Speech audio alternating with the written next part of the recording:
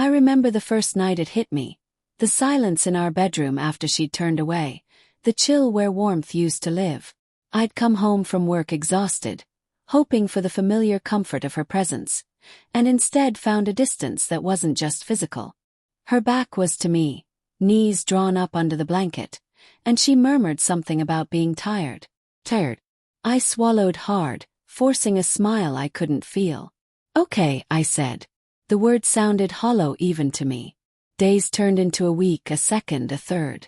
Every attempt I made, gentle touches, whispered invitations, late-night kisses, was met with a polite avoidance, a shrug, or a quick excuse. I started noticing the subtle cracks. The way her phone always seemed hidden, the faint trace of perfume that wasn't hers, the distracted tone when she spoke, eyes darting just enough to make me think she was hiding something. My love, once confident and unshakable, was shrinking under the weight of uncertainty. I began doubting myself first. Maybe I'd changed. Maybe I was too busy, too dull, too predictable.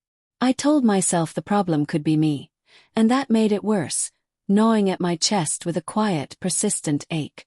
But the emptiness of our nights, the silence that had replaced intimacy, became unbearable. I realized the absence was more than physical. It was emotional, a subtle withdrawal that made me feel unseen, unloved, and unworthy.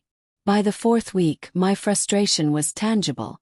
I wanted to confront her, to demand answers, but I knew it would just lead to arguments, to defensiveness, to more walls. So I waited, watched, and observed, letting the tension mount silently between us. I caught the little things, her suppressing a smile at a text, the faint creases in her brow when I approached, a hesitation in her voice that didn't exist before. My heart ached every time she turned away, a quiet heartbreak building into something sharper. Then an idea came to me, reckless but deliberate.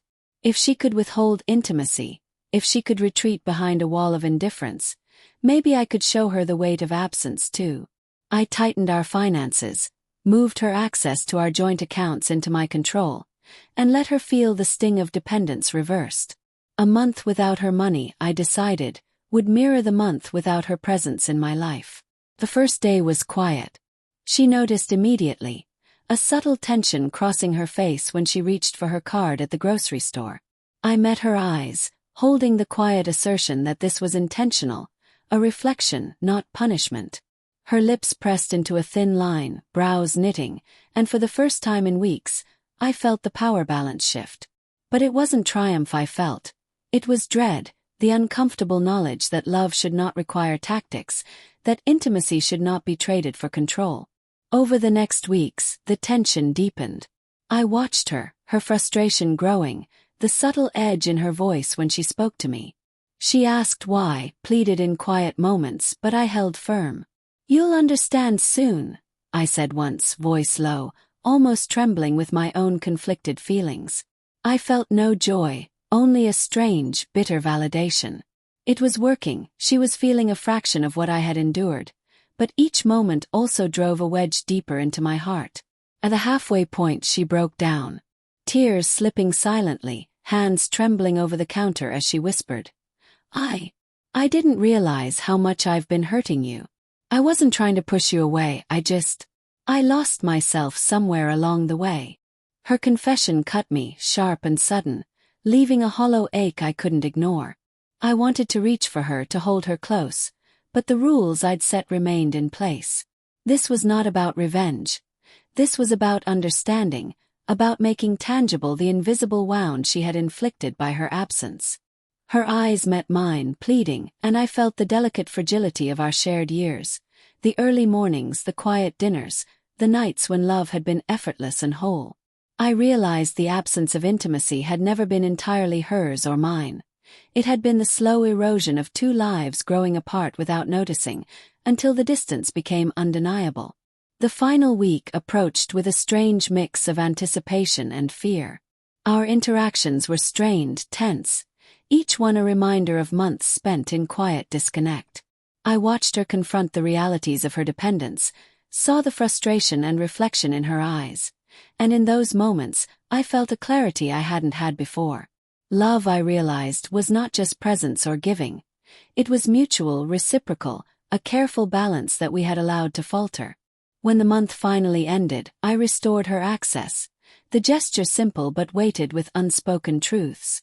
She turned to me, tears streaking her cheeks, and said, "I never wanted it to go this far. I see now what I've been taking for granted." I nodded, voice quiet, heavy with emotion. "I needed you to see, to understand the depth of absence. Not for punishment, not for control, but so we could face the truth." We sat together in silence, the air thick with the residue of weeks spent testing boundaries, exploring pain, and uncovering buried truths. I felt the lingering ache in my chest, the remnants of frustration and heartbreak, but also a strange relief. The honesty, though wrought from tension and struggle, had opened a door we had both been avoiding. Over the next days, the conversations began, tentative but meaningful. She spoke of fear, distraction, emotional drift. I spoke of longing, neglect, and the quiet despair of feeling unseen. We rebuilt slowly, word by word, touch by touch, the fragile threads of intimacy rewoven with effort, acknowledgement, and renewed commitment. I learned something crucial in that month.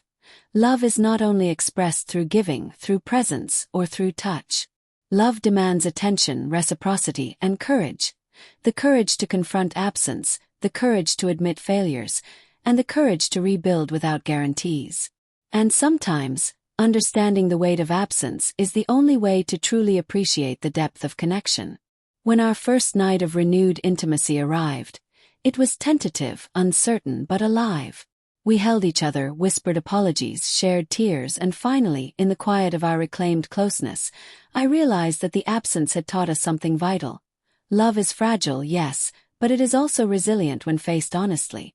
The month without intimacy, mirrored by a month without access to money, had not been about control or vengeance.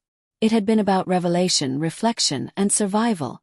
The hard, unromantic work of remembering what it means to be seen, to be valued, and to be loved in return.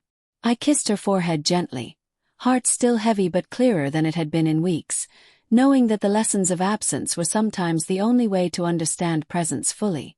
And in that quiet moment, with our hands intertwined and the past month's tension fading into memory, I learned that love, deep, honest, human love, demands vulnerability, accountability, and the courage to face both absence and return with eyes wide open.